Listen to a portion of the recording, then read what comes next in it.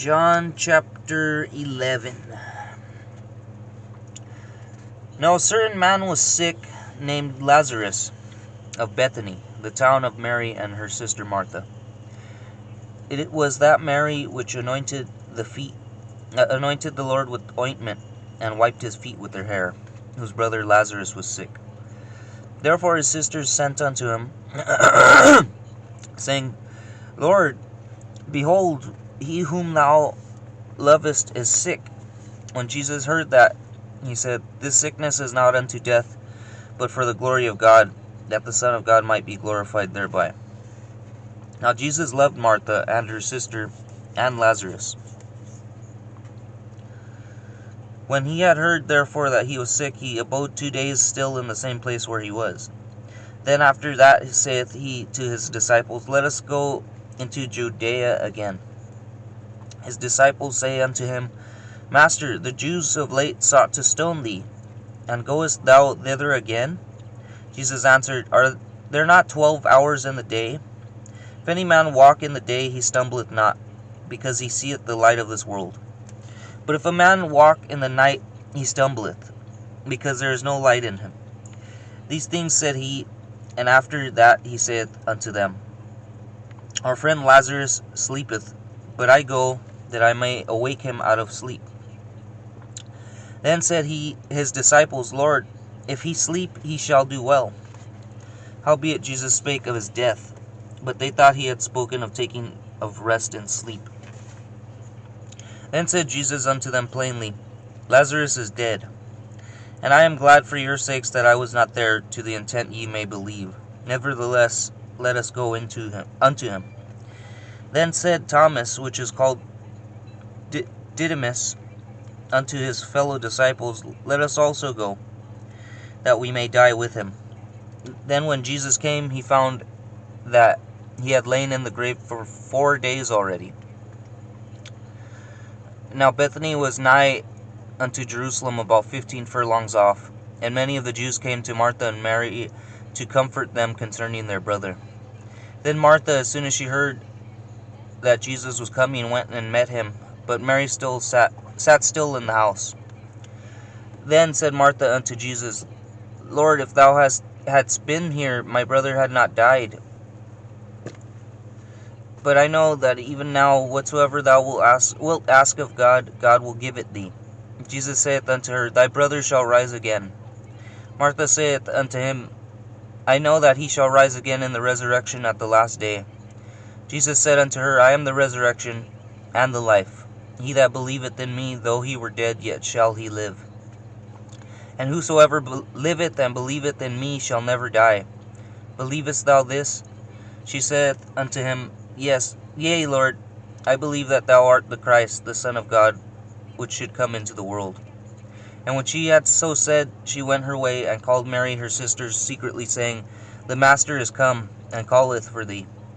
As soon as she heard that, she arose quickly, and came unto him.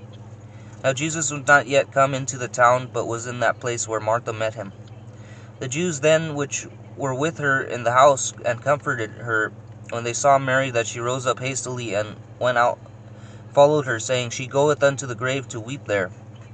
Then when Mary was come where Jesus was, and saw him, she fell down at his feet, saying unto him, Lord, if thou hadst been here, my brother had not died.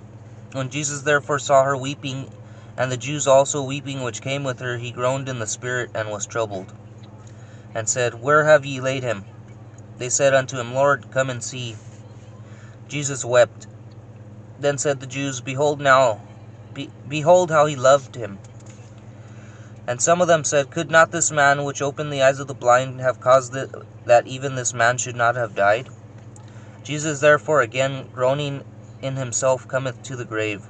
It was a cave, and a stone lay upon it. Jesus said, Take ye away the stone. Martha, the sister of him that was dead, saith unto him, Lord, by this time he stinketh, for he hath been dead 4 days. Jesus saith unto her, Said I not unto thee that if thou wouldest believe, that thou shouldest see the glory of God? Then they took away the stone from the place where the dead was laid. And Jesus lifted up his eyes and said, Father, I thank thee that thou hast heard me. And I knew that thou hearest me always. But because of the people which stand by, I said it, that they may believe that thou hast sent me. And when he thus had spoken, he cried with a loud voice, Lazarus, come forth. And he that was dead came forth, bound hand and foot with grave clothes, and his face was bound with about with a napkin. Jesus saith unto them, Loose him, and let him go. Then many of the Jews which came to Mary and had seen the things which Jesus did believed on him. But some of them went their ways to the Pharisees and told them what things Jesus had done. Then gathered the chief priests and the Pharisees a council, and said, What do we do? What do we? For this man doeth many miracles. If we let him thus alone, all men will believe on him, and the Romans shall come and take away both our place and our nation. And one of them, named Caiaphas, being the high priest that same year, said unto them, Ye know nothing at all, nor consider that it is expedient for us that one man should die for the people, and the whole nation perish not. And this spake he not of himself, but being high priest that year, he prophesied that Jesus should die for that nation. And not for that nation only, but that also he should gather together in one the children of God that were scattered abroad. Then from that day forth they took counsel together to put him to death. Jesus therefore walked no more openly among the Jews, but went thence unto a country near the wilderness, into a city called Ephraim, and there continued with his disciples. And the Jews' Passover was nigh at hand. Many went out of the country up to Jerusalem before the Passover, to purify themselves.